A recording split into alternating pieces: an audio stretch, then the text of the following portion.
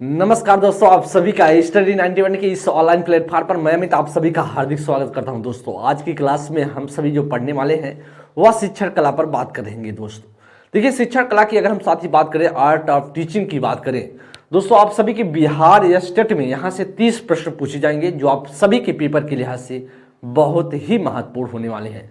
साथ ही हम बात करें तो हम सभी चैप्टर वाइज चीज़ों को कवर कर रहे हैं जो आप सभी के पेपर के लिहाज से इंपॉर्टेंट होगा, क्योंकि हम सभी पहले तो चैप्टर वाइज चीज़ें कवर करेंगे, फिर हम सभी प्रीवियस ईयर क्वेश्चन करने की कोशिश करेंगे, फिर हम साथ ही बात करेंगे कुछ इंपॉर्टेंट क्वेश्चन पर। तो पूरी तरीके से हम पूरा गेन करेंगे ज्ञान को, नॉलेज को, और आप सभी को अच्छे से क्लास को वॉच करना है, समझना है, सीखना है। साथ ही अगर हम चर्चा कर लें जिसमें से हम जानते हैं आप सभी का यह स्टेट जो आपका बिहार में होता है वह मार्च के मंथ में प्रस्तावित है कि इसका आपका पेपर होगा, जिसमें से आप सभी का पेपर 1, पेपर 2, जिसको आपके पेपर 1 होता है 9-10 के बच्चों के लिए पढ़ाने के लिए, जिसमें टीजीटी के लिए, और आपका स्टेट की अगर बात करें, स्टेट सेकंड की अगर हम चर्चा करें तो आप पीजीटी के शिक्षक बनने के लिए आपकी पात्रता परीक्षा होती है। इसके बाद आप जानते हैं साथ ही अगस्त के मंथ में इसका पेपर होने वाला है, तो आपके लिए बेहद इंपॉर्टेंट बनेगा। चलेंगे हम सभी प्रश्नों की श्रृंखला पर। तो पहला प्रश्न आप सभी की स्क्रीन पर देखने का प्रयास करें, क्या इसमें से राइट आंसर बन सकता है। क्रमवार कथन जो व्यक्ति भिन्नता के संदर्भ में सत्य नहीं है वह है। व्यक्ति भिन्नता के संदर्भ में कौन सा इसमें से सत्य नहीं है, वह कौन सा है। साथ ही आपसे दोस्त कह रहा है, इसमें से ध्यान देंगे, करा कि व्यक्ति विशेष प्रकार से भिन्न होते हैं, व्यक्ति विशेष कोट में भिन्न होते हैं, व्यक्ति विशेष प्रकार व कोट दोनों में भिन्न होते हैं, या कर व्यक्ति विशेष ना तो कोट में और ना ही प्रकार में भिन्न होते हैं। तो करा कौन सा संदर्भ, कौन सा सत्य नहीं है, वह कौन सा होगा, कौन सा इसमें से होगा। अच्छा प्रश्न है, साथ ही इसका बताने का प्रयास करेंगे कौन सा इसमें से राइट आंसर बन सकता है। साथ ही आप जानते हैं व्यक्ति विशेष प्रकार से भिन्न होता है, आप जानते हैं व्यक्ति भिन्नताएं होती हैं, व्यक्ति विशेष कोट में भिन्न होता है, यह भी आप जानते हैं। इसलिए आप कह सकते हैं व्यक्ति विशेष प्रकार और कोट दोनों में भिन्न हो सकता है, लेकिन इसमें करेक्ट कोई नहीं, मतलब यहाँ का विशेष ना तो कोटि में होता है, ना ही कह रहा कि वह प्रकार में भिन्न होता है। इसका मतलब कहीं ना कहीं यही सेंटेंस है गलत, और जब सेंटेंस है ऑप्शन संख्या डी गलत, तो हमसे पूछ रहा है क्योंकि गलत, और तो गलत आपका होगा ऑप्शन संख्या डी, इसमें से राइट आंसर बनेगा। नेक्स्ट प्रश्न करा कि पुरुष स्त्रियों की अपेक्षा ज्यादा बुद्धिमान होते हैं, या कथन क्या है।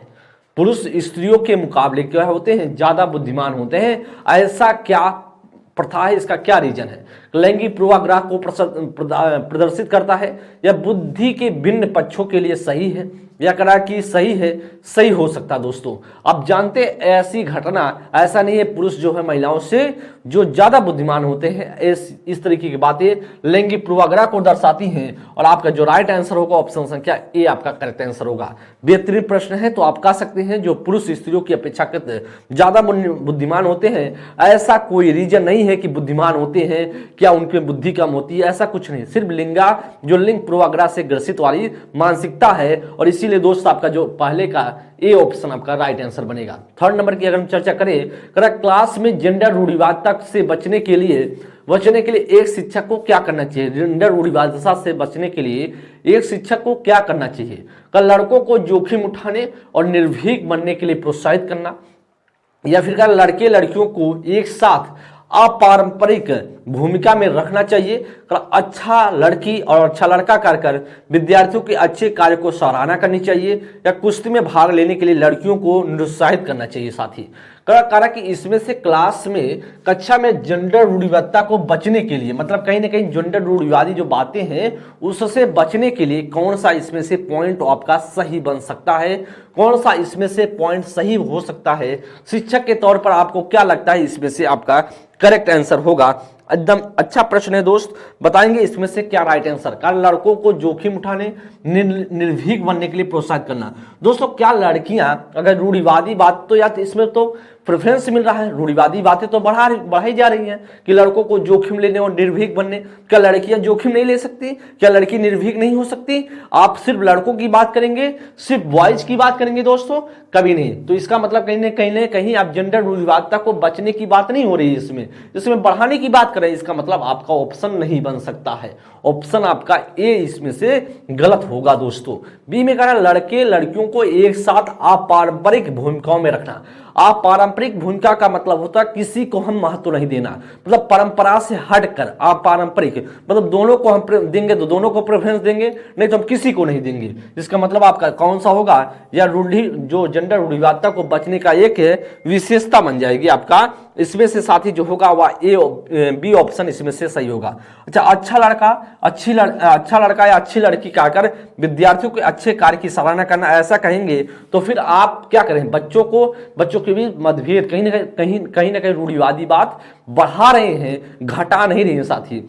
वो डी में करें कुश्ती में भाग लेने की लड़कियों को निरुत्साहित, क्या लड़की कुश्ती में भाग नहीं ले सकती, क्या लड़के ही कुश्ती खेलते हैं, कुश्ती में भाग लेंगे दोस्तों। इसका मतलब कहीं ना कहीं यह भी पॉइंट आपका गलत ही बनेगा, तो सीधा सा तीसरे का बी ऑप्शन बन जाएगा। चौथा नंबर करा कि एक बच्चा खिड़की के सामने से एक कौवे को उड़ता हुआ देखा और कहता है एक पक्षी। इससे बच्चे के विचार के बारे में क्या पता चलता है?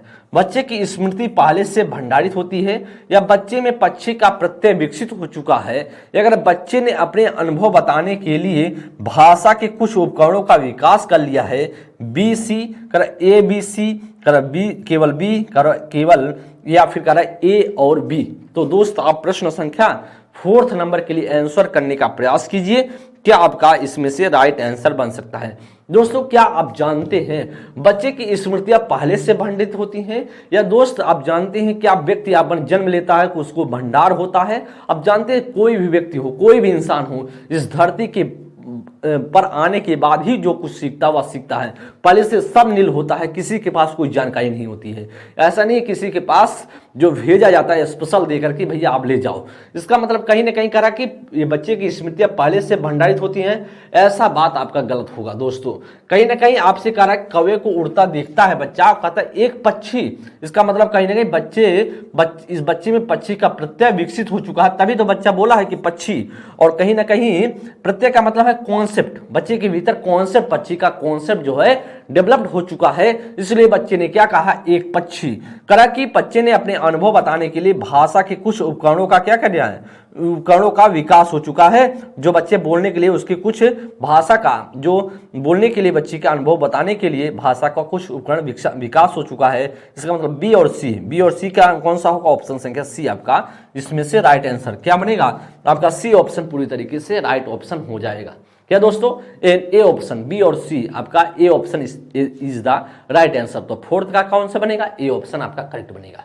नेक्स्ट प्रश्न अगर हम बात करें प्रश्न संख्या 5th नंबर के लिए, प्रत्ययों को बनते रहना एक किस प्रकार की क्रिया है? प्रत्ययों को बनते रहना मतलब कॉन्सेप्ट को क्या करना, कॉन्सेप्ट को बनते रहना कौन सी प्रक्रिया होगी, कभी विषम प्रक्रिया या अनियंत्रित प्रक्रिया, सामयिक प्रक्रिया या संचयी प्रक्रिया? तो दोस्तों आप क्या कहेंगे इसमें से कौन सी एक प्रक्रिया हो सकती है? तो दोस्तों आप जानते हैं क्या विषम प्रक्रिया है? नहीं दोस्तों। क्या अनियंत्रित प्रक्रिया? नहीं दोस्तों। सामयिक प्रक्रिया? नहीं। संचयी प्रक्रिया आपका राइट आंसर होगा, वह प्रत्ययों को बनते रहना एक संचयी प्रक्रिया है। आपका डी ऑप्शन पूरी तरीके से करेक्ट आंसर हो जाएगा। नेक्स्ट प्रश्न आगे चलेंगे 6 नंबर के लिए। प्रश्न संख्या 6 को देखेंगे दोस्तों। करो संक्षिप्त रूप से PSRN जो कि विकास से संबंधित है। PSRN का मतलब क्या होता है दोस्तों, एक बार देखेंगे। करा कि समस्या हल, तार्किक और तार्किक क्षमता, या समस्या हल या संबंध और आंकिक क्षमता, क्या बौद्धिक क्षमता, तार्किकता और आंकिक क्षमता, या बौद्धिक क्षमता या तार्किकता या अंक ज्ञान। दोस्तों क्या होता है दोस्तों आपका PSRN क्या होता है? बेहतरीन प्रश्न है और इसके लिए दोस्त बताएंगे क्या आपका राइट आंसर होगा। दोस्तों अगर हम बात करें इसका स्पेलिंग, अगर बात करें इसका मतलब क्या होता है, problem solving reasoning, problem solving अगर बात करें रीजनिंग एंड न्यूमरेसी। दोस्तों क्या बोल सकते हैं इससे, हम बोल सकते हैं प्रॉब्लम, क्या लिख सकते हैं, प्रॉब्लम सॉल्विंग रीजनिंग न्यूमरेसी, ऐसा आप बोल सकते हैं। इसका मतलब कहीं ना कहीं प्रॉब्लम सॉल्विंग का मतलब होता है आपका समस्या समाधान, तार्किक मतलब होगा आपका रीजनिंग का मतलब होगा तार्किकता, और आपका जो आपका न्यूमरेसी का मतलब होगा कहीं ना कहीं आपका इसमें से आपका दोस्तों हो जाएगा अंकित क्षमता। न्यूमरेसी का मतलब अंकित क्षमता, तो सीधा साधा बनेगा ए ऑप्शन बनेगा कि नहीं बनेगा, एकदम बनेगा ए ऑप्शन बनेगा ना दोस्त, एकदम ए ऑप्शन आपका बनेगा। तो आपका यही तो बनेगा दोस्तों। न्यूमरेसी एबिलिटीज सही है, रीजनिंग और न्यूमरेसी एबिलिटीज आपका ए ऑप्शन इसमें से करेक्ट ऑप्शन हो जाएगा। ए ऑप्शन होगा ना आपका, A option is the right answer दोस्तों, ए ऑप्शन आपका इसमें से करेक्ट आंसर बनेगा। नेक्स्ट प्रश्न चले जी, एकदम आप समझ गए होंगे दोस्तों। Yes PSRN problem solving reasoning numeracy, जिसे बोलते हैं problem solving reasoning and numeracy abilities, आपका A option is the right answer. 7वें नंबर के लिए किस प्रकार का चिंतन सृजनात्मकता से संबंधित होता है? क्या अभिसारित सोच या अलग सोच या फिर करा अंतर्दृष्टि सोच या कर परमार्थिक सोच? तो दोस्तों कौन सा इसमें किस प्रकार का सोच जो है सृजनात्मकता से संबंधित होता है, दोस्त बताएंगे कौन सा इसमें से राइट आंसर बन सकता है। दोस्तों कौन सा इसमें से करेक्ट ऑप्शन बन सकता है? बेहतरीन प्रश्न है दोस्तों। क्या आपका अंतर्दृष्टि सोच सृजनात्मकता का सोच हो सकता है, या अलग सोच होगा, या डिफरेंस थिंकिंग? सही है दोस्तों, आप कह सकते हैं इसे ऐसे बोल सकते हैं, अपसारी सोच भी कह सकते हैं, अपसारी सोच भी बोला जा सकता है। आप कहेंगे अलग सोच, मतलब अलग सोच, अलग तरीके से हम सोचें। अब सारी सोच का मतलब होता है एक तरीके से सोचना, एक तरह से सोचना, ऐसा बोल सकते हैं आप। तो इसका मतलब कहीं ना कहीं दोस्तों आपका बनेगा 7वें का जो राइट आंसर बनेगा वह 7वें का आपका बनेगा बी ऑप्शन, इसमें से राइट आंसर बन जाएगा। क्या बनेगा? बी ऑप्शन आपका राइट आंसर बन जाएगा। नेक्स्ट प्रश्न आगे चलेंगे, प्रश्न संख्या 8 नंबर। आउट ऑफ बॉक्स चिंतन किससे संबंधित है? आउट ऑफ बॉक्स किससे संबंधित होगा? कर अनुकूल चिंतन, का स्मृति आधारित प्रश्न, या अपसारी चिंतन, या अभिसारी चिंतन? आउट ऑफ बॉक्स और इन ऑफ बॉक्स दो तरीके से होता है। आउट ऑफ बॉक्स और आप बोल सकते हैं, आप लिख सकते हैं आउट ऑफ बॉक्स और in of box. In of box को बोलते हैं दोस्तों, इसे हम कह सकते हैं अभिसारी सोच। क्या बोल सकते हैं? अभिसारी सोच। क्या बोल सकते हैं? अभिसारी सोच। और आउट ऑफ बॉक्स को क्या बोल सकते हैं दोस्तों? आप बोल सकते हैं अपसारी सोच। क्या? अपसारी सोच। तो दोस्तों अपसारी सोच जिसे हम बोलते हैं, अपसारी को बोलते हैं डाइवर्जेंट थिंकिंग। तो राइट आंसर क्या बनेगा? आपका सी ऑप्शन बनेगा। अपसारी सोच आपका सी ऑप्शन इसमें से राइट आंसर होगा। ठीक है, या पेपर में दोस्त आपसे खूब पूछा जाता है। क्या पूछा जाता है? आपसे खूब पेपर में पूछा जाता है। नेक्स्ट प्रश्न पर चले, नेक्स्ट प्रश्न पर साथी चले जी, एकदम देखेंगे प्रश्न, अच्छा प्रश्न है। आउट ऑफ बॉक्स जानते हैं दोस्तों, इसे हम सृजनात्मक सोच भी बोल सकते हैं। सृजनात्मक सोच भी बोला जा सकता है। सृजनात्मक सोच भी हम क्या कर सकते हैं? बोल सकते हैं। तो सीधा सा बनेगा आपका इसमें से सी ऑप्शन। नेक्स्ट प्रश्न है साथी, करा कि 9th नंबर के लिए विद्यार्थियों में संप्रत्यात्मक विकास को प्रोत्साहन देने के लिए निम्नलिखित में से कौन सी विधि सबसे गलत है? कौन सा इसमें से विधि जो है संप्रत्यात्मक विकास? संप्रत्यात्मक विकास का मतलब होता है कॉन्सेप्चुअल डेवलपमेंट करने के लिए, मतलब बच्चे में जो कॉन्सेप्चुअल डेवलपमेंट को एक तरीके से प्रोत्साहित करने के लिए निम्नलिखित में से कौन सी विधि जो है सबसे रॉन्ग होगी, सबसे गलत कौन सी होगी? यदि करने के लिए कहकर विद्यार्थियों को गलत विचारों को सही विचारों में बदलना, या फिर विद्यार्थियों को बहुत से उदाहरण देना और उन्हें तर्क शक्ति का उपयोग करने के लिए प्रोत्साहित करना, जब तक विद्यार्थी वांछित संप्रत्य परिवर्तन ना हो जाए तब तक दंड का प्रयोग करना, या पुराने संप्रत्यों से किसी संदर्भ के बिना नए संप्रत्यों को अपने आप समझाना चाहिए। दोस्तों क्या आपको लगता है कि इसमें से कौन सी विधि सबसे गलत है? दोस्तों यहाँ पर आपका सबसे गलत विधि होगा दोस्तों दंड देना। जैसे दंड आपने देखा तो इसका मतलब कहीं ना कहीं आपका RTE जो है, जो RT 2009 है, राइट टू एजुकेशन, जिसे आप जानते हैं राइट टू एजुकेशन की बात करें, जो बच्चों का अधिकार अधिनियम है, आप जानते हैं ये आपका 2010 में लागू हुआ है। और ऐसी बात दंड वाली मामला गड़बड़ हो जाएगा और आपसे गलत जो होगा वो ऑप्शन संख्या आपका सी बनेगा। यदि करने के लिए कहकर विद्यार्थियों में गलत विचारों को सही विचारों में बदलना एकदम सही है, या तो सही बनेगा दोस्तों। यहाँ पर भी प्रोत्साहित करने की बात हो रही है, या भी सही होगा। ठीक है, आपका यहाँ पर दोस्त कह रहा है कि अपने आप से समझना, यह भी सही है, लेकिन आपको दंड का प्रयोग करना करे जब तक बच्चे में संप्रत्यात्मक समझ डेवलप ना हो जाए तब तक पीटते रहें बच्चे को, जब तक कॉन्सेप्ट क्लियर ना हो जाए तब तक मारते रहेंगे। दोस्तों क्या बच्चा समझ पाएगा? कभी नहीं समझ सकता है। तो आपको मारना पीटना नहीं है। 9th का जो बनेगा ऑप्शन संख्या आपका सी बन जाएगा। ठीक, नेक्स्ट प्रश्न 10 नंबर के लिए। तारा की दोस्त 10 नंबर प्रश्न करा, विद्यार्थियों को स्पष्ट उदाहरण एवं गैर उदाहरण देने के क्या परिणाम है? क्या दोस्तों, बच्चों को स्पष्ट जो है उदाहरण देना और गैर उदाहरण देने का परिणाम क्या होता है? करेक्ट, या अवधारणात्मक समझ में अभाव पैदा करता है। करेक्ट, या अवधारणात्मक समझ में बजाय कार्यविधिक प्रक्रियात्मक ज्ञान पर ध्यान केंद्रित करता है। अवधारणात्मक परिवर्तनों को प्रोत्साहित करने के लिए यह एक प्रभावशाली तरीका है। यह विद्यार्थियों के दिमाग में भ्रांतियां उत्पन्न करता है। ध्यानपूर्वक दोस्त देखेंगे प्रश्न संख्या 10 नंबर के लिए क्या आपका राइट आंसर हो सकता है। दोस्तों क्या होगा इसमें से आपका राइट आंसर? क्वेश्चन को ध्यानपूर्वक साथी देखिए और फिर बताने का प्रयास करेंगे। अगर हम बात करें दोस्तों उदाहरण देने के क्या परिणाम है, तो करें या अवधारणाओं की समझ में अभाव पैदा करना। दोस्तों अभाव पैदा करने के लिए नहीं होता है। क्या विद्यार्थियों को स्पष्ट उदाहरण और गैर उदाहरण जो आप देते हैं बच्चों अभाव पैदा करने के लिए देते हैं? नहीं दोस्तों, आपका ए ऑप्शन क्या है? गलत है। बी में करें या अवधारणात्मक समझ के बजाय कार्यविधि प्रक्रिया ज्ञान पर केंद्रित करता है। दोस्तों क्या आप जो उदाहरण देते हैं और गैर उदाहरण जो देते हैं करात की या प्रक्रिया के बजाय क्या देता है? करार की बजाय कार्यविधिक प्रक्रिया पे, अवधारणात्मक समझ मतलब कॉन्सेप्चुअल नॉलेज के बजाय मतलब एक तरीके से रट्टा वाली पर फोकस करता नहीं साथी, ऐसा भी नहीं करता है। अवधारणात्मक परिवर्तन को प्रोत्साहित करने के लिए यह क्या है? प्रभावशाली तरीका है, एक इफेक्टिव मेथड है।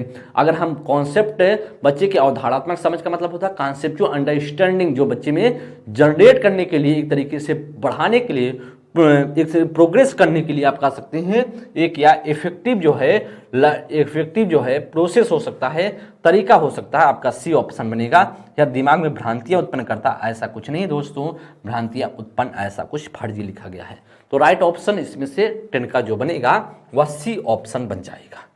नेक्स्ट प्रश्न 11 नंबर के लिए, विद्यार्थियों में प्रत्यय निर्माण के लिए शिक्षक क्या कर सकता है? कि शिक्षण विधि सरल से जटिल की ओर होनी चाहिए। क्रक को विद्यार्थियों को व्यापक अनुभव का अवसर प्रदान करना चाहिए। क्रक को विद्यार्थियों को निर्मित प्रत्ययों के अंतरण का अवसर देना चाहिए, या फिर को उपरोक्त सभी क्रियाओं करनी चाहिए। तो दोस्त इसमें से विद्यार्थियों को प्रत्यय निर्माण के लिए शिक्षक को क्या करना चाहिए बताएंगे साथी। प्रश्न संख्या 11 नंबर के लिए क्या हो सकता है? क्या आपका इसमें से जी एकदम बताएंगे दोस्तों। यह शिक्षण विधि का सरल से जटिल होना चाहिए, एकदम सही है, एकदम ये पॉइंट सही है दोस्तों। विद्यार्थियों को व्यापक अनुभव अवसर प्रदान करना चाहिए, यह भी पॉइंट सही है दोस्तों। प्रत्यय निर्माण करने के लिए विद्यार्थियों को प्रत्यय कॉन्सेप्ट का निर्माण करने के लिए आप कह सकते हैं एक तरीके से कॉन्फिडेंस करा, डेवलप कॉन्फिडेंस इन स्टूडेंट। तो टीचर विद्यार्थियों में संप्रत्यय जो है करने के लिए टीचर को क्या करना चाहिए? तो आपका सही सरल से जटिल होना चाहिए, पॉजिटिव है, व्यापक अनुभव अवसर देना चाहिए, ठीक। विद्यार्थियों को निर्मित संप्रत्ययों के अंतरण का अवसर देना चाहिए, एकदम सही दोस्तों। को उपयुक्त सभी क्रियाएं करनी चाहिए, एकदम सही दोस्तों। आपका ए बी सी तीनों सही है और इसीलिए दोस्त आपका डी ऑप्शन बन जाएगा, ठीक। तो आपका इसीलिए डी ऑप्शन बनना है। 12 नंबर के लिए दोस्त, विज्ञान के प्रयोगों में सामान्यता लड़के उपकरणों का नियंत्रण अपने हाथों से लेते हैं और लड़कियों से आंकड़ों को रिकॉर्ड करने तथा बर्तनों को धोने के लिए कहते हैं। या प्रवृत्ति या किसको दर्शाती है?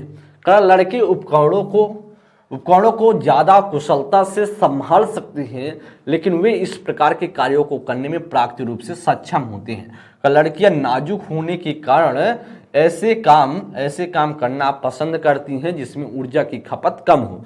तो लड़कियां बेहतरीन और अवलोकन करता होती हैं और बिना किसी गलती के आंकड़े को रिकॉर्ड रखती हैं। तो लड़के और स्त्री मतलब पुरुष और स्त्री की रूढ़िबद्ध भूमिका विद्यालय में भी होती हैं। तो दोस्त इसमें से कौन सा इसमें आपको लगता है कि राइट आंसर बन सकता है?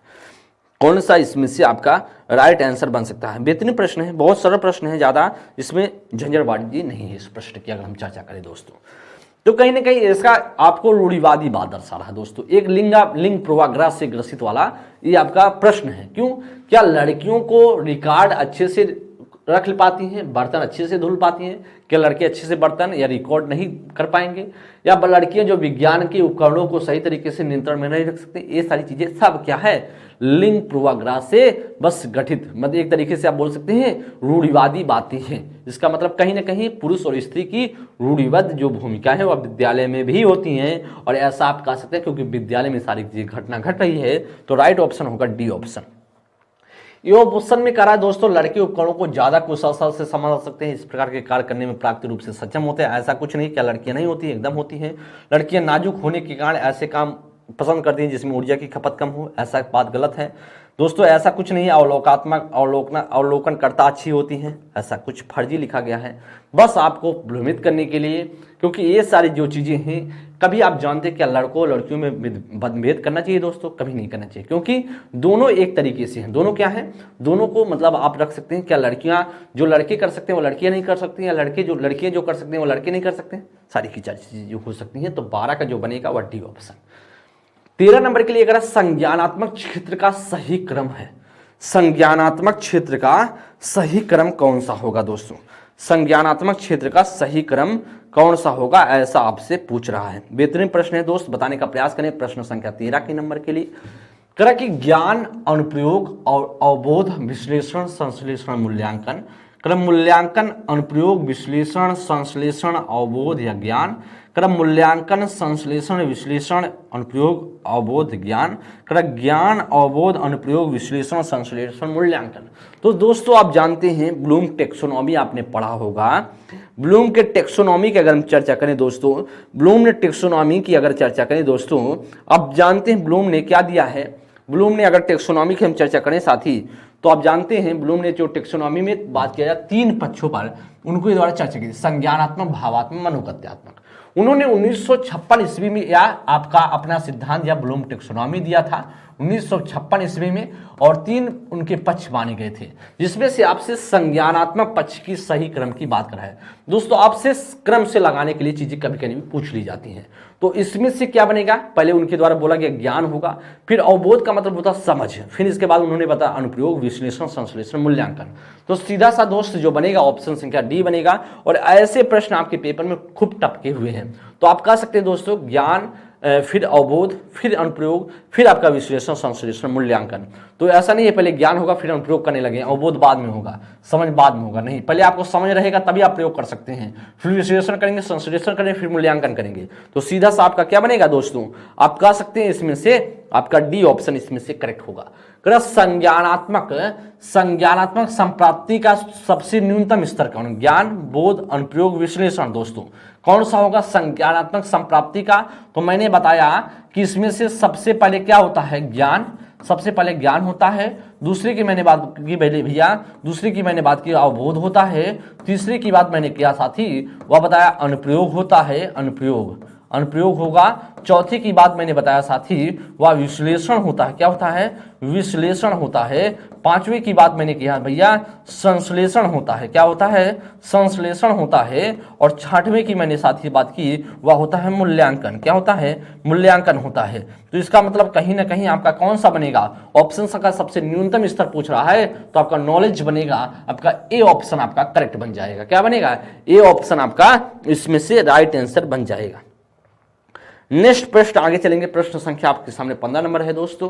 विद्यार्थियों से या अपेक्षा करना कि वे ज्ञान को उसी प्रकार से पुनः प्रस्तुत कर देंगे जिस प्रकार से उन्होंने उसे ग्रहण किया है, अच्छा है क्या दोस्तों, करा अच्छा है, करा कि क्योंकि यह शिक्षक के लिए आकलन में सरल है, करा एक प्रभावी आकलन युक्ति है, करा समस्यात्मक है क्योंकि व्यक्ति अनुभव की व्याख्या करते हैं और ज्ञान को ज्यों का त्यों पुनः उत्पादित नहीं करते हैं, करा अच्छा है क्योंकि जो भी हमारे मन में है हम उसे रिकॉर्ड करने लगते हैं। दोस्तों आप जानते हैं जैसे मेरे द्वारा आपको कुछ चीजें जानकारी दी गई होंगी, क्या आप सेम टू सेम उस चीजों को बता सकते हैं, नहीं, अपने नॉलेज को बताएंगे, जो आपने इससे कॉन्सेप्ट को सीखा होगा मेरे द्वारा, जो मैंने द्वारा बताया गया वह आपने सीखा होगा, अपनी बातें अपनी भाषा में आप बताएंगे। तो कहा कि अच्छा है क्योंकि यह शिक्षक के आकलन का सरल तरीका कभी नहीं हो सकता दोस्तों, अच्छा प्रभावी आकलन है कभी नहीं दोस्तों, एक समस्यात्मक है, एक समस्या है क्योंकि हो नहीं सकता, व्यक्ति अपने अनुभव को शेयर करता है, सेम टू सेम चीजें नहीं कर सकता है, क्योंकि आप सेम टू सेम चीजें कर रहे हैं तो भी आपके लिए बहुत दिक्कत है। और करा क्योंकि व्यक्ति अनुभव की व्याख्या करते हैं, ज्ञान को ज्यों करते हो नहीं उत्पादित नहीं करते हैं, इसलिए दोस्त आपका सी ऑप्शन बनेगा। तो अच्छा है क्योंकि हमारे मन में इसे रिकॉर्ड करने लगते हैं दोस्तों, ऐसे चीजें फर्जी लिखी गई हैं। आपका जो राइट आंसर होगा प्रश्न संख्या 15 नंबर के लिए वह सी ऑप्शन बन जाएगा। करण निम्नलिखित में से कौन सा कथन शिक्षण के संदर्भ में सही नहीं है, करा शिक्षण एक अंतःक्रियात्मक प्रक्रिया है, शिक्षण एक त्रिमुखी प्रक्रिया है, शिक्षण एक प्रभाव निर्देशित प्रक्रिया है, शिक्षण केवल कक्षा तक सीमित होने वाली प्रक्रिया है। दोस्तों अब क्या आप कर सकते हैं प्रश्न संख्या 16 नंबर के लिए, दोस्तों प्रश्न संख्या 16 नंबर के लिए आप क्या कर सकते हैं, इसमें से राइट आंसर बन जाएगा जी। प्रयास करेंगे दोस्त बताने का। आप जानते हैं दोस्तों, आपको मैंने बताया शिक्षण एक क्या है, शिक्षण साथियों क्या है, शिक्षण आप कह सकते हैं दोस्तों एक अंतःक्रियात्मक प्रक्रिया, सही है। शिक्षण एक त्रिमुखी प्रक्रिया आप जानते हैं, आप जॉन डीवी ने बोला, क्या जॉन डीवी ने कहा है कि शिक्षण एक क्या त्रिमुखी प्रक्रिया है, एकदम सही है दोस्तों, ठीक है। आपसे बात करें शिक्षण एक प्रभाव निर्देशित है, यह भी सही है, लेकिन शिक्षण केवल जो बात करें क्लास तक सीमित नहीं है। शिक्षण एक क्या है, सामाजिक प्रक्रिया, क्या है, सामाजिक प्रक्रिया बोल सकते हैं, सामाजिक प्रक्रिया है एक तरीके से आप कह सकते हैं, क्लास तक ही सीमित नहीं, इसलिए यह गलत है और यही गलत है क्योंकि हमसे गलत पूछ रहा था। तो राइट आंसर भी हमारा डी ऑप्शन ही बनेगा, क्योंकि हमसे पूछ रहा था गलत, हमसे पूछ रहा था गलत, तो गलत होगा ऑप्शन संख्या डी, इसलिए साथ ही डी ऑप्शन बन जाएगा। शैक्षणिक उद्देश्यों के ब्लूम के वर्गीकरण के भावात्मक पक्ष में निम्नलिखित में से कौन सा स्तर संबंधित नहीं है।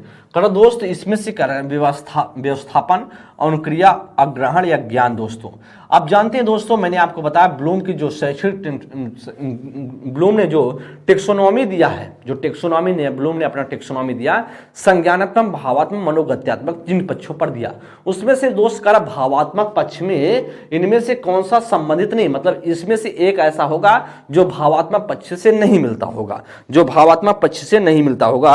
अगर हम दोस्त बात करें इसमें से जो भावात्मक के अंतर्गत आता है साथी, वह आपका कौन सा होता है, वह कौन कौन सा, अग्रहण या अनुक्रिया बोल सकते हैं, अग्रहण बोल सकते हैं, अनुक्रिया बोल सकते हैं और मूल्यांकन बोल सकते हैं। आप कह सकते हैं दोस्तों आप कह सकते हैं अग्रहण है, अनुक्रिया है, और साथ ही बोल सकते हैं आप और अनुमूल्यन बोल सकते हैं, संगठन बोल सकते हैं, और आपका एक होता है जो है क्या बोल सकते हैं दोस्तों, स्वाभाविकरण होता है। लेकिन अगर ज्ञान की बात करेंगे साथी, ज्ञान वाला क्या है, ज्ञान आपका साथी अगर बात करें तो या फिर आपका संज्ञानात्मक के अंतर्गत आता है, किसके अंतर्गत, या संज्ञानात्मक के अंतर्गत आता है, संज्ञानात्मक पक्ष के अंतर्गत आता है, या संज्ञानात्मक पक्ष के अंतर्गत आता है। और संज्ञानात्मक पक्ष का सबसे न्यूनतम स्तर है, न्यूनतम स्तर है, न्यूनतम स्तर है किसका, संज्ञानात्मक पक्ष का। तो इसका मतलब कहीं ना कहीं आपका ऑप्शन संख्या इसमें से नॉलेज वाला बन जाएगा और नॉलेज वाला आपका सही बन जाएगा, ठीक है। नेक्स्ट प्रश्न आगे चले 18 नंबर के लिए, कहा कि निम्न में से कौन सा संज्ञानात्मक क्षेत्र से संबंधित नहीं है, कौन सा संज्ञानात्मक क्षेत्र से संबंधित नहीं साथी, ध्यान देंगे, अवमूल्यन, अनुप्रयोग, बोध, ज्ञान। तो दोस्तों आपसे पूछ रहा है जो संज्ञानात्मक क्षेत्र, संज्ञानात्मक मैंने आपको बताया ज्ञान है, दूसरा मैंने बताया था अवबोध है, दूसरा मैंने बताया था अवबोध, तीसरे की मैंने बताया था साथी वह आपका होगा अनुप्रयोग, अनुप्रयोग या प्रयोग इसे बोलते हैं।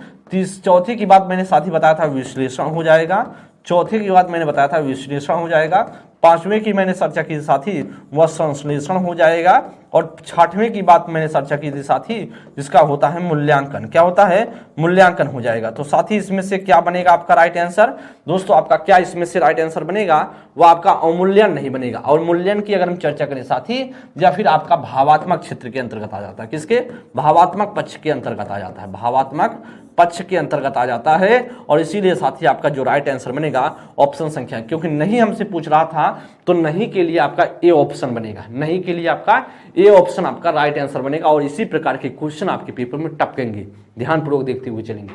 19 नंबर के लिए शिक्षा बच्चों की सहायक होती है उनके शारीरिक विकास में, केवल मानसिक विकास में, सर्वांगीण विकास में, केवल चरित्र विकास में।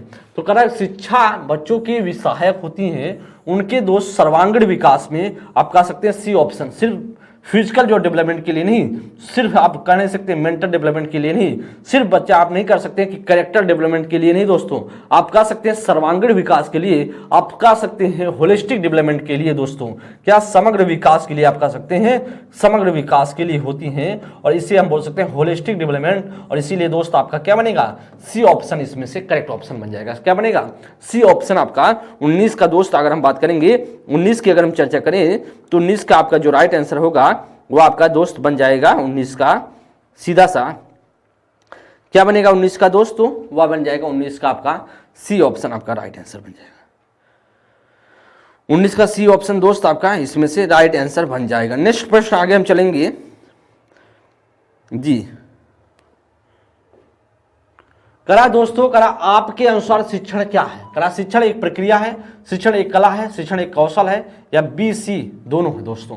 क्या शिक्षण एक प्रक्रिया है दोस्तों? शिक्षण एक प्रक्रिया नहीं, शिक्षण एक सामाजिक प्रक्रिया है। एक शिक्षण क्या है? एक सामाजिक प्रक्रिया है। आप कह सकते हैं शिक्षण एक प्रक्रिया नहीं है, सिर्फ एक प्रोसेस नहीं है, सामाजिक प्रोसेस है, सामाजिक प्रक्रिया है। अधूरा लिखा गया है दोस्तों। क्या लिखा गया है? अधूरा लिखा गया है, या चीजें अधूरी लिखी गई। एक प्रोसेस सिर्फ नहीं है, एक सामाजिक प्रोसेस है, एक सोशल प्रोसेस है। आप कह सकते हैं ये ऑप्शन कला है, एकदम है। अब जानते, मैंने आपको बताया शिक्षण क्या है? एक आर्ट है, आप बोल सकते हैं आर्ट है, साइंस है, विज्ञान भी है दोस्तों। आप जानते हैं एक कौशल है दोस्तों, एक स्किल भी है, एक स्किल भी है क्या दोस्तों? वह आपका शिक्षण। तो सीधा सा क्या बनेगा? आपका डी ऑप्शन इसमें से बन जाएगा। ऑप्शन संख्या आपका डी इसमें से करेक्ट ऑप्शन बनेगा। नेक्स्ट प्रश्न चले 20 का, ये आपका डी ऑप्शन 21 नंबर के लिए। शिक्षा का उद्देश्य है एक अच्छा नागरिक बनाना, ऐसे व्यक्तियों का निर्माण जो समाज के लिए उपयोगी हो, व्यवहारिकता का निर्माण करना, या उपयुक्त सभी।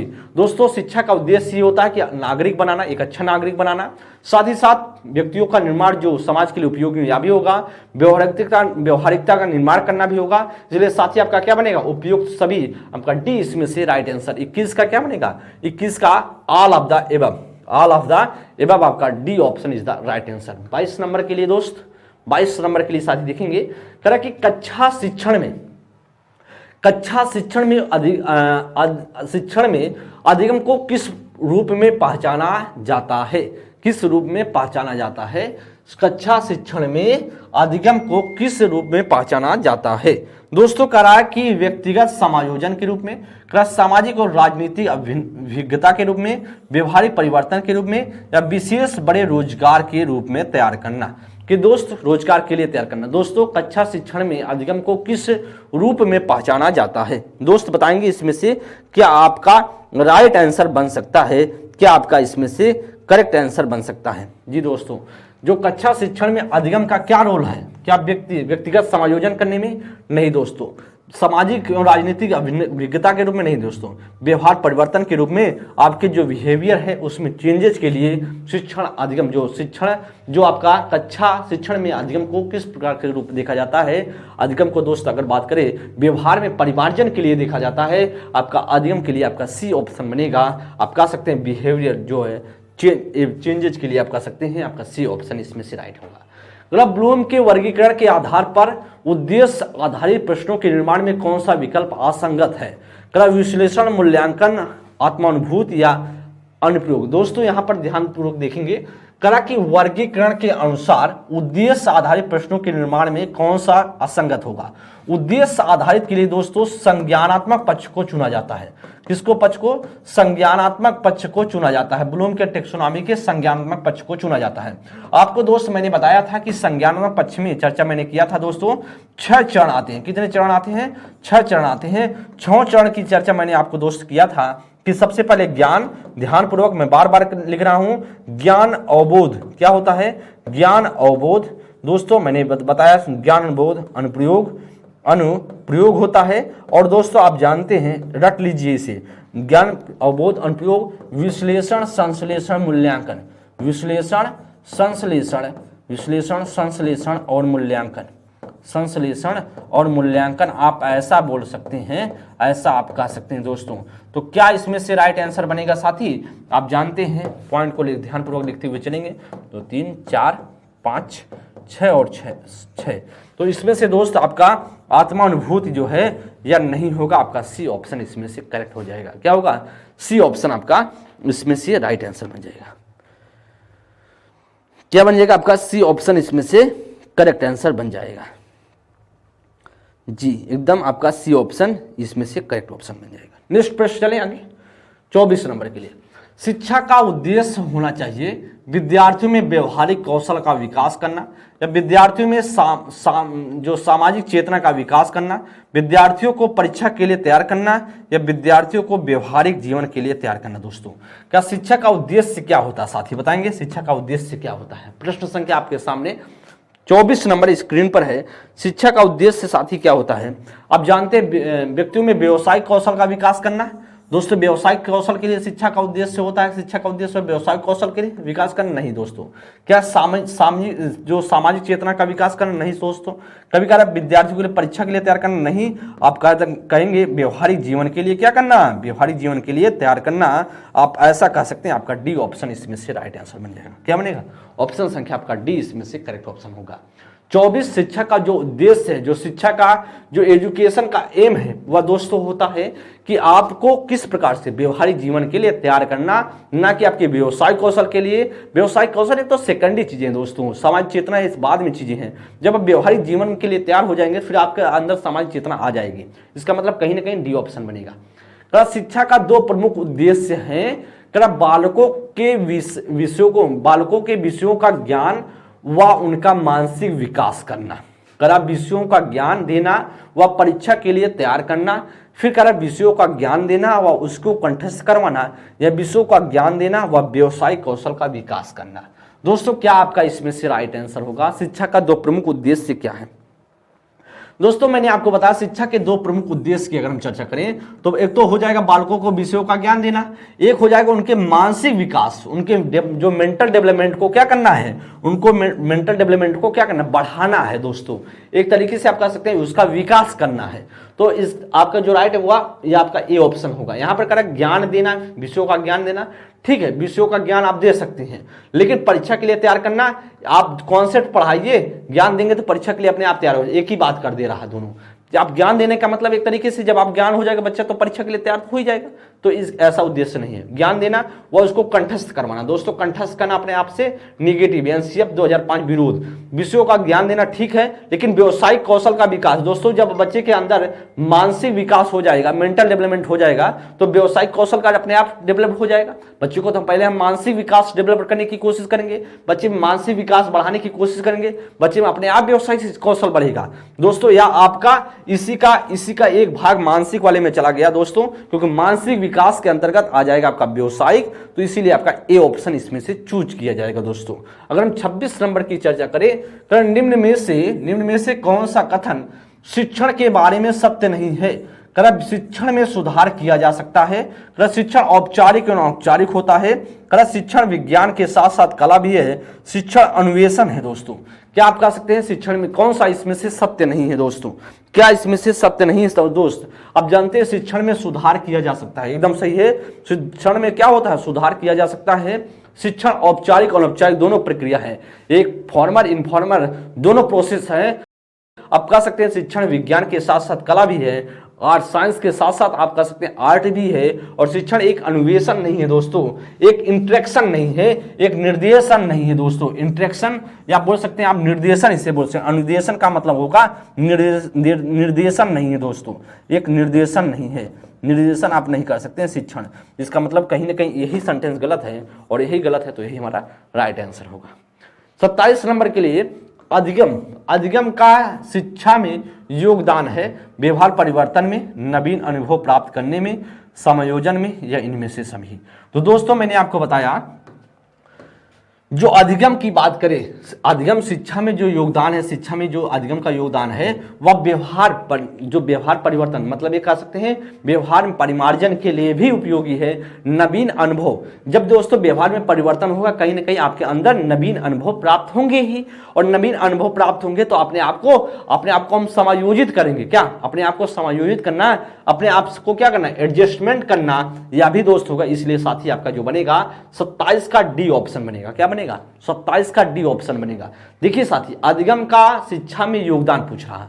अधिगम का शिक्षा में योगदान है कि आपके अपने आप को क्या करना, व्यवहार में परिवर्तन करना, साथ ही साथ नवीन अनुभव प्राप्त करना। जब आप में परिवर्तन हो तो नए अनुभव प्राप्त करेंगे, कहीं ना कहीं अपने आप को एडजस्ट करना, समायोजन करना। और इसी प्रकार जब ए बी सी तीनों सही है तो राइट आंसर डी आपका राइट बन जाएगा। 28 नंबर के लिए शिक्षण शास्त्र बच्चे के प्रदर्शन को प्रभावित करता है क्योंकि यह बच्चे को किसमें सक्षम बनाता है? समान चीजों को बार बार अभ्यास करने में, या अधिक अनुशासित होना, या अत्यधिक कक्ष या क्लास वर्क और गृह कार्य होमवर्क करना, या अधिगम में सुनना और व्यस्त रहना। दोस्तों क्या आपका राइट ऑप्शन होगा? किसके सक्षम बनाता है साथी, किसके लिए सक्षम बनाता है? एक बार ध्यानपूर्वक दोस्त देखेंगे, किसके लिए सक्षम बनाता है? क्या अभ्यास कर बार बार इसको रिपीट करने के लिए दोस्त, बार बार अभ्यास करने के लिए समान चीजों को? नहीं दोस्तों। क्या उसके लिए करता है? कभी नहीं होगा। अनुशासित होना एकदम आपसे, आप जानते हैं बाल केंद्रित शिक्षा है, ऐसा अनुशासित करने की बात कभी नहीं होगी, क्योंकि अनुशासित होना एक तरीके से क्या हो गया, आपका शिक्षक केंद्रित हो गया, बाल केंद्रित नहीं होगा। अत्यधिक अच्छा कार्य या वर्ग कार्य, गृहकार्य, होमवर्क देना, ऐसी चीजें भी विरोध करता दोस्तों। अधिगम में सुनना और व्यस्त रहना, यह आपका राइट आंसर बनेगा, सीधा सा आपका बनेगा। यहां आप कह सकते हैं शिक्षण शास्त्र बच्चे के प्रदर्शन को प्रभावित करता है, क्योंकि यह बच्चे को अधिगम में सुनना और व्यस्त रहने में सक्षम बनाता है। आप 28 नंबर के लिए अगर हम फिल करेंगे ऑप्शन संख्या डी, तो सीधा या फिल हो पाएगा, और भी कोई सेंटेंस अगर हम फिल करें तो फिल नहीं हो सकता, गलत हो जाएगा सेंटेंस साथी। अगर हम बात करें 29 नंबर के लिए, एक विज्ञान शिक्षक छात्रों को ठोस, तरल और गैस के उदाहरण देने के लिए कहता है। यह उदाहरण संबंधित है ज्ञान उद्देश्य को, समझ उद्देश्य को, प्रयोग उद्देश्य को या कौशल उद्देश्य को। दोस्तों कह रहा कि दोस्त आप जानते हैं ठोस में क्या होता है, अणु क्या होते हैं, अणु क्या पास पास होते हैं, क्या द्रव की बात करें, गैस की बात करें दोस्तों, तो आप जानते हैं अणुओं के बीच अंतर होता है, इन सभी के बीच अंतर होता है। क्या दोस्तों, ठोस के बीच क्या होता है, अणुओं पास पास में होते हैं, द्रव के थोड़ा और दूर होते हैं, गैस की बात करें और भी दूर होते हैं दोस्तों। तो कहीं ना कहीं कह रहा है कि यह उदाहरण किससे संबंधित होगा, ज्ञान उद्देश्य से होगा, समझ उद्देश्य से होगा, प्रयोग उद्देश्य से होगा या कौशल उद्देश्य से संबंधित है। ये अगर आप बात करें किससे संबंधित होगा दोस्तों, क्योंकि यह सीधा सा समझ उद्देश्य होगा कि नहीं होगा, एकदम प्रयोग की बात होगा ही नहीं दोस्तों। प्रयोग करने की बात यहाँ पर जब एक्सपेरिमेंट नहीं हो रहा है, यहाँ पर समझ है। जैसे ठोस हुआ, ठोस आपके सामने लाया गया, तो आपने बताया कि भाई साहब इसका जो अणु क्या होंगे, पास पास होंगे, तभी तो ठोस हुआ है, एकदम मजबूत हुआ है, और द्रव की थोड़ा सा दूर होगा, और अगर बात करें गैस का और दूर दूर होगा। तो इस प्रकार से अगर बात करें कहीं ना कहीं 29 का अगर हम डिफिनीशन समझाने की कोशिश करें, किसी व्यक्ति को समझाने की, क्या हम प्रयोग कर रहे हैं, क्या प्रयोग यहां पर हो रहा है, जैसे हम ठोस, द्रव और गैस के बारे में बता रहा हूं साथी, क्या मैं कोई प्रयोग कर रहा हूं, कोई प्रयोग नहीं कर रहा हूं। क्या ज्ञान दे रहा हूं, ज्ञान देने से नहीं होगा, जब तक आप समझाएंगे नहीं तब तक बात नहीं समझ सकता बच्चा। कौशल उद्देश्य यहाँ पर वो सेकेंडरी चीजें हैं दोस्तों। आपका जो राइट आंसर होगा वह सीधा सा बनेगा बी ऑप्शन। ज्ञान उद्देश्य क्या सिर्फ ज्ञान देना होता है, प्रयोग में क्या होता है, एक्सपेरिमेंट किया जाता है। तो राइट आंसर क्या बनेगा इसमें से, आपका अंडरस्टैंडिंग ऑब्जेक्टिव, आपका समझ पैदा करने के लिए 29 का बी ऑप्शन। आज का लास्ट प्रश्न ध्यानपूर्वक साथी देखेंगे।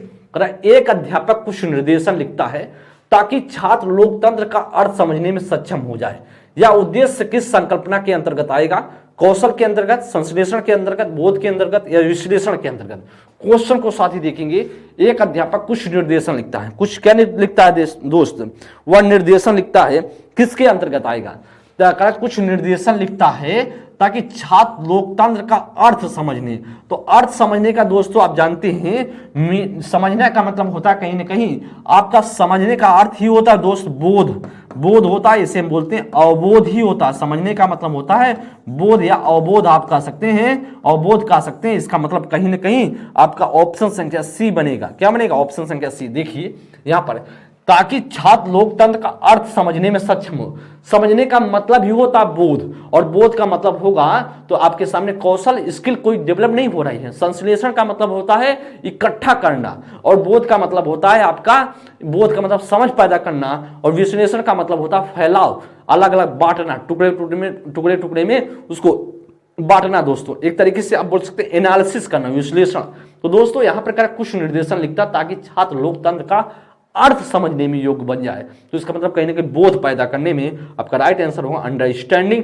आपका सी ऑप्शन पूरी तरीके से करेक्ट आंसर है दोस्तों। इस प्रकार से अगर बात करें आप सभी के सामने 30 प्रश्नों की श्रृंखला, जो आप सभी के बिहार या स्टेट के पेपर के लिए, पेपर 1 और पेपर 2 के लिए बहुत ही महत्वपूर्ण होगा। या 30 प्रश्न आप सभी के क्वालिफाइंग पेपर को जो है एक तरीके से आप कह सकते हैं आपको बहुत ही उपयोगी होगा, बहुत ही महत्वपूर्ण होगा, आपके लिए हेल्पफुल होगा। जैसा भी सेशन आपको साथी लगा हो, एक बार आप सभी क्लास जैसे ही एंड हो जाए आप सभी अपने राय अपने कमेंट बॉक्स में पिन कर देंगे, और जैसा भी लगा हो जरूर आप सभी बात दोस्त बताने का प्रयास करेंगे कि कुछ और भी सुधार करना हो, उसके लिए भी आप सभी बता सकते हैं। कैसा लगा सेशन जरूर बताएं साथी। और आप सभी के जो या प्रैक्टिस मिल रही है आपको, निरंतर तौर पर प्रैक्टिस मिल रही है। आप सभी का पेपर मैंने बार बार मैंने आप बताया रखा है दोस्तों, मार्च के पेपर में प्रस्तावित है। तो आपको अच्छे तरीके से पढ़ना है, सीखना है, समझना है। अगली क्लास में दोस्त पढ़ेंगे, तब तक के लिए बहुत बहुत धन्यवाद। आप सभी स्वस्थ रहें, मस्त रहें, चीज़ों को पढ़ते रहें। थैंक यू क्लास, बहुत बहुत धन्यवाद, थैंक यू।